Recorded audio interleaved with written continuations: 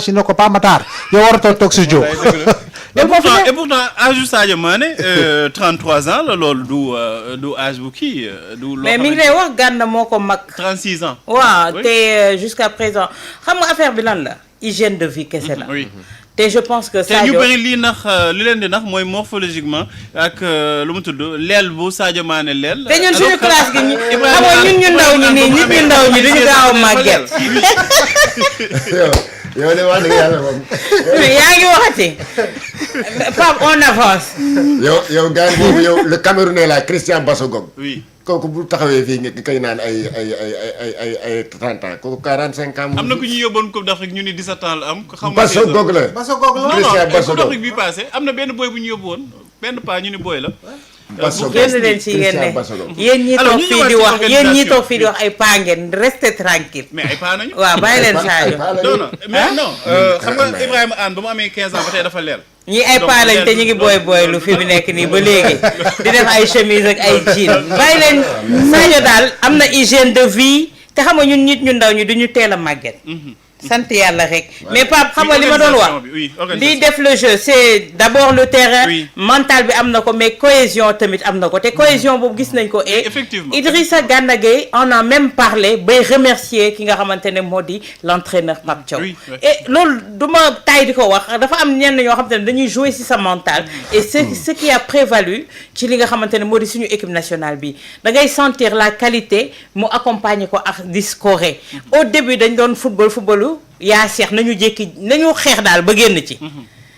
mais bii dañuy allier la qualité de jeu ak li nga xamante ne moo di le but et c'est depuis l'avènement de Pape Thiaw qu'on le veuille ou non kon loolu ma ne benn côté la ñoom liggéey nañu liggéey boobu mais beneen liggéey bi Pape football xaalis la surtout niveau mondial soo fa nekkee c'est de l'argent tey ñi nga xamante ne ñoom ñooy nos fédéraux nañu nekk ay nit nañu nekk ay nit. président lu mu tudd Lan Fall Abdoulaye Fall. équipe bi moomuñu ko donnuñu ko c'est l'équipe nationale du Sénégal. nañu nekk ay nit. déjà moom. élection am ça a été controversé mu ñëwaat di def yëfu cuune yi. ñu toog foo xamante ne dañu war a professionnel nekk au niveau mondial. man foofu laay waxee parce que équipe bi ak son entraîneur. encadrement technique bi ñi ngi def li leen war macha allah gàcce ngalaama. mais ñoom nañu nekk ay nit rawatina ñu nekk coupe du monde lañ jëm ñu am une équipe nationale boo xamante ne tey jii côté promotion war nañu toll foo xamante ne Pape les grands industriels dañuy ñëw daw si ñun pour publicité jox ñu xaalis gu bëri mais instant bii nii équipe bi suñ la waxee ne ñan ñoo ko entouré ci loo xamante ne c'est des industriels par rapport à la pub et autres loolu war nañu am parce que on a une équipe vendable produit bu baax sax alors Ibrahima maa ngi koy wax organisation bi bokk na ci jafe-jafe yi nga xamante ni sénégalais yi am nañ ko mooy dañuy ñëw bëgg dugg stade bi duñ ko teel a ubbi dem sax ba muy indi ay jafe-jafe ñenn ñi billet électronique yu ñu jënd ñu dem ba foofule am problème mu connexion quand même fédération bi am na yenn yoo xamante ni bu ciy dugg est-ce que mënut a jiital déjà ay préalable waaw Pape loolu moom je pense que démb on en a tellement blablaté ci affaire boobu noonu les couacs organisationnels et man je me disais que bon peut-être à leur décharge mën naa am aussi li ñu nekk c'est leur première expérience je crois c'est leur premier match officiel bu ñu organiser ñoom la nouvelle équipe fédérale mais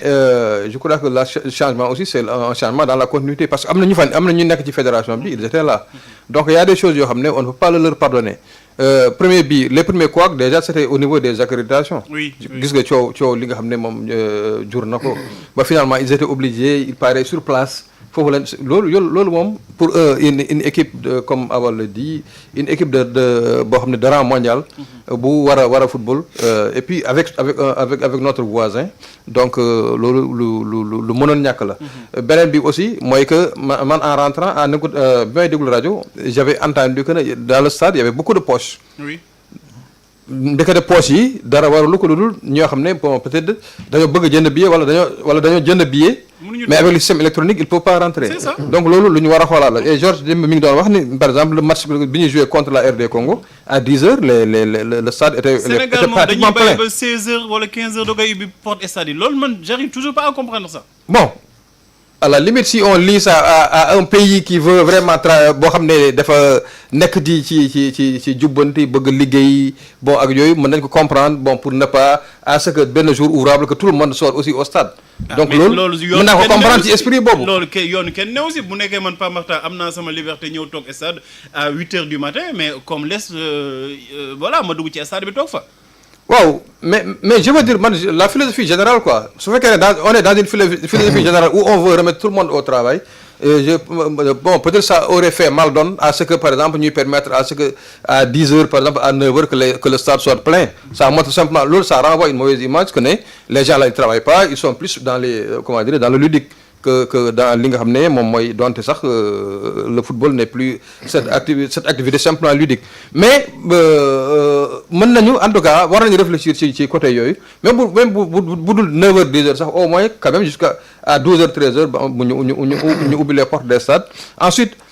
allier aussi le billetage traditionnel avec le billetage électronique bon parce que mënuñu xëy rek bëgg comment dirais-je projeter les gens dans un truc numérique boo xam ne que les gens ne maîtrisent pas donc loolu mën nañ allier les deux en attendant que les gens di gën a maîtriser kii bi mais parce que loolu moom moo xewoon ci li nga xam ne je crois ça s'appelle pay per view xaw ma à chaque fois les gens dañu doon am problème yooyu dañoo xëy rek benn jour les organisateurs de la lutte avec le CNG bon ne léegi désormais il faut acheter xaw ma lan foo koy jëndee ci internet donc tout le monde achète mais personne ne regarde donc finalement donc ça loolu lu ñu war a xoolal la une équipe nag et je reviens sur ce que j'avais dit une équipe boo xam ne qui en est à sa 4e participation et pour sa 3e participation d'affilée donc dafa am yoo xam ne war nañ ko waratuñ ko caaxaane quoi parce que c'est une équipe qui est quand même qui est surveillée tey jii ñun bu ñuy jouer nekkul rek loo xam ne bon c'est entre 4 murs c'est quelque chose loo xam ne c'est en mondiovision que les gens regardent ça il y a la FIFA qui est là il y a la CAF qui est là il y a beaucoup de gens qui sont là il y a d'autres qui surveillent derrière donc ça doit être le plus professionnel possible même au niveau de li nga xam ne mi ngi ko doon wax le marketing le merchandising Ablaye mi ngi koy wax démb aujourd'hui les maillots de l'équipe nationale ça doit être vendu à tous les coins de rue. Oui. À Tivaouane Peulh dafa war a am boutique officielle de comment dirais de kii mu am des catégories maintenant selon le pouvoir d'achat des uns et des autres catégorie 1 catégorie 2 catégorie 3 mais warul nekk loo xam ne dañ koy jaay au marché noir tout comme on vend les billets au marché noir parce que xam nga ñun aussi on a benn culture informelle boo xam ne dafay déteindre sax ci équipe nationale bi te loolu malheureusement à chaque campagne. Bon peut-être c'est de moins en moins mais à chaque campagne yooyu dafay am quand les gens reviennent surtout nag s'ils perdent bu ñu perdre rek bon nit ñi les langues commencent à se délier ñu ne kii defoon na lii ñii defoon nañ lii ñii bu ñu fa nekkee lii lañ doon def ñii déjà bi ñu yeggee rek dañ doon dem di jëndi seen i kii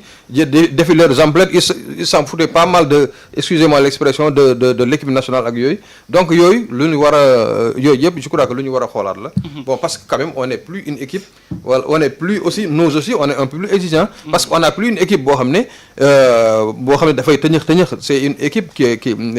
qui fait des comment dirais-je des choses de compétition en compétition donc le truc organisationnel bi nga xam ne professionnel bi bu mu war a àndal loolu dañ ko war a mettre en place. Pape avant muy avancer rek gis nga démb. Oui.